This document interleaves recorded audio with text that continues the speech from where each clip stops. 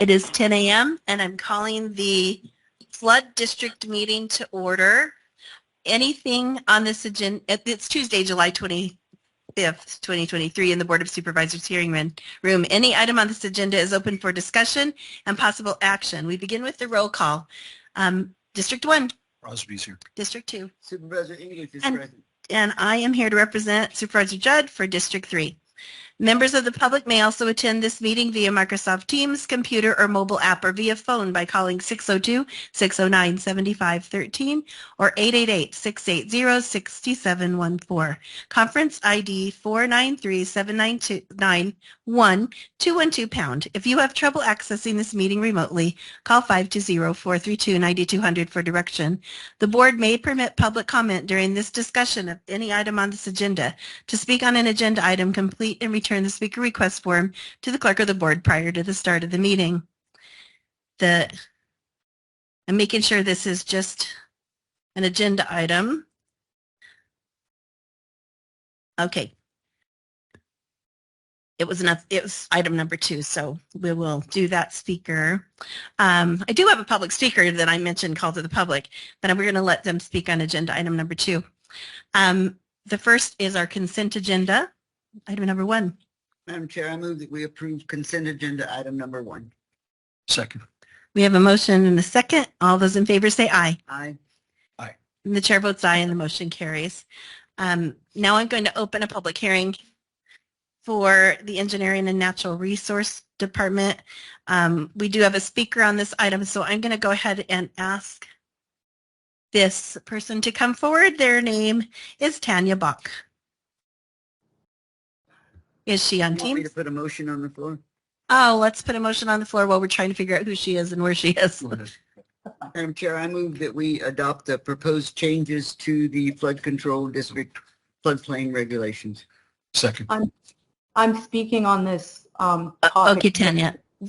We have a motion on the floor and we're ready for you to speak. Thank you.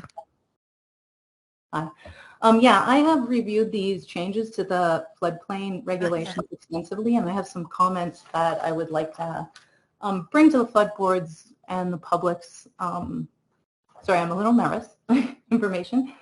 The first is I understand that they did these regulations or these changes primarily for agriculture regulations.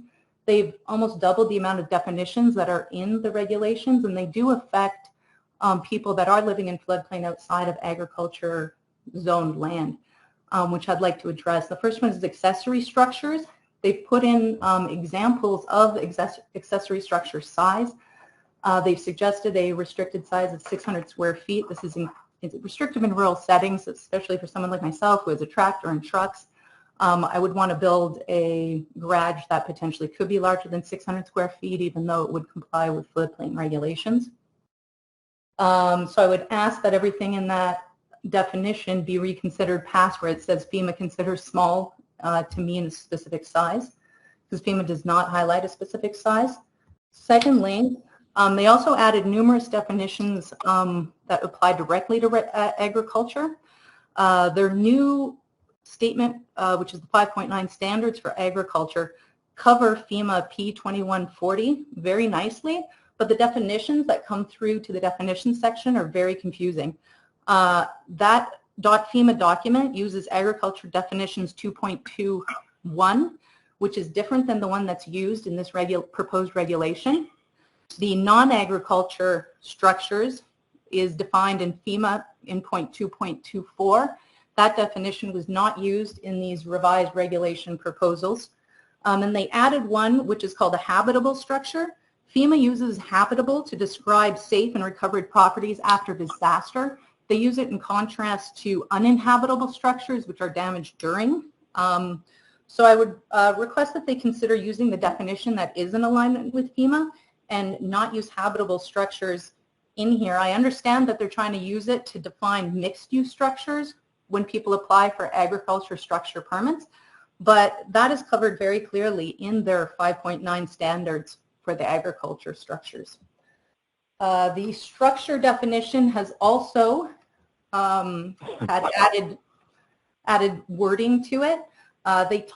It adds on that it talks about that the regulations for what a structure is are open to interpretation at a manager's discretion. I would request that be taken out. The purpose of a definition is not to set a Ms. Falk, regulation.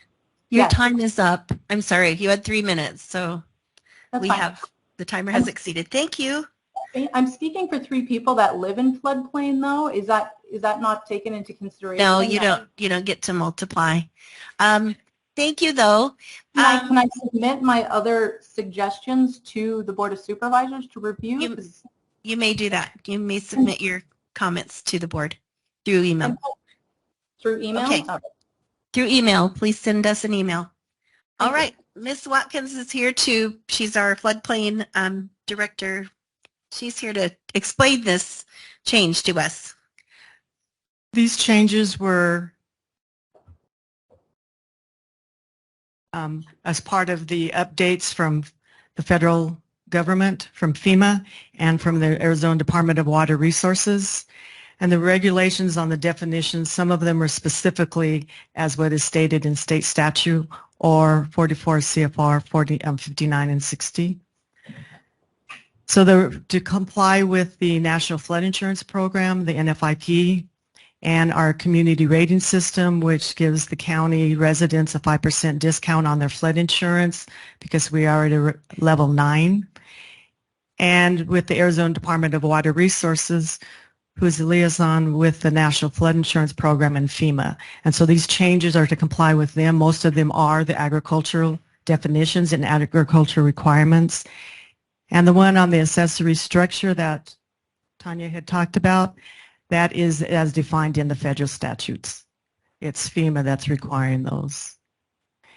And that's what these requirements are updated with the model ordinance from the state.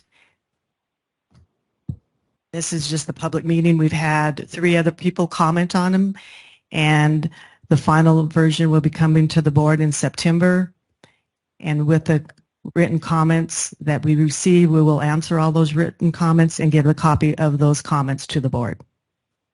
Thank you. So we don't do this every year. How long has it been since we've looked into Last time was 2015. 2015?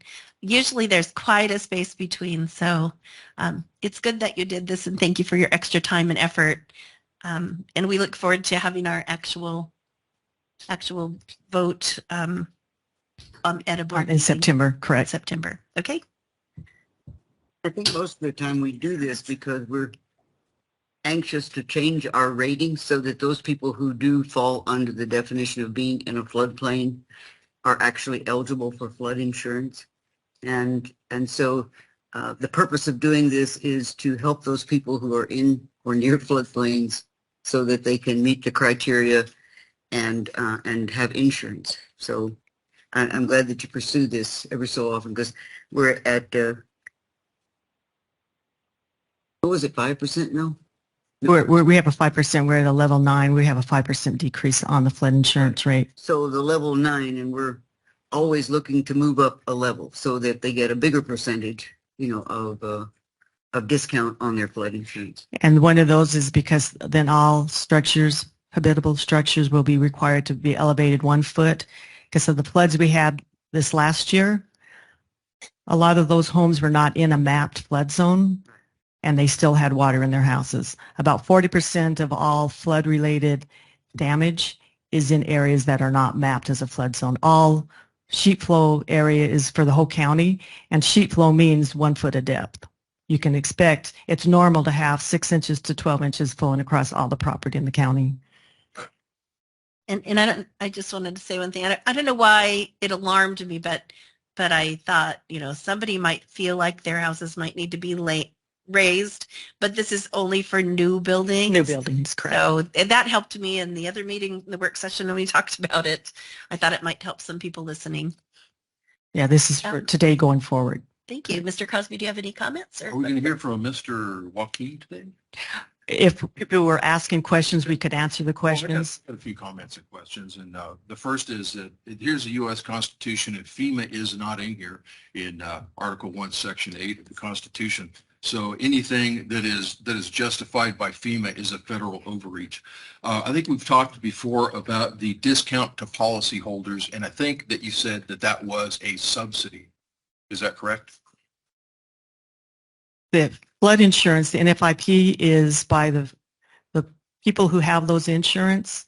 If the FEMA didn't have enough to handle all the claims, especially when there's hurricanes, then the federal government does step in to do those claims. Okay, I understand. So it is subsidized by the federal government. That's another downside in my opinion. On page 6, I'm looking at paragraph 1.5, and you don't need to bring it up, but I'll just read it here. It says, all applicable floodplain management, flood hazard, and flood control regulations, rules, and standards promulgated by the state of Arizona and the federal government are hereby incorporated into this ordinance.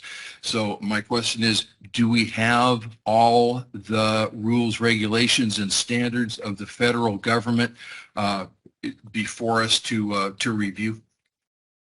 The ones that are applicable to the NFIP are in the regulations. I say, well, ARS? let's say all, and I don't Okay. think we have all, and nobody could know all. So that's another reason why I'm not in favor of this. Excuse me, I didn't mean to interrupt you.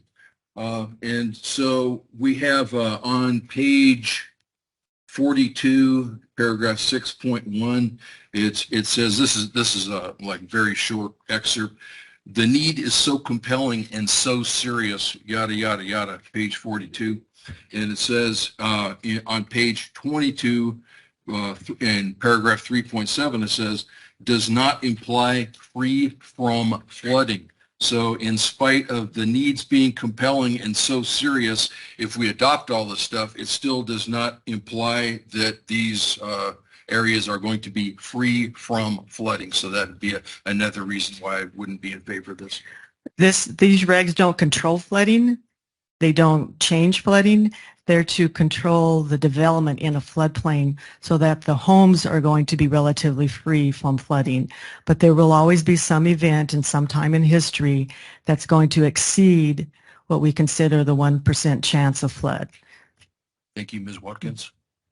And thank you.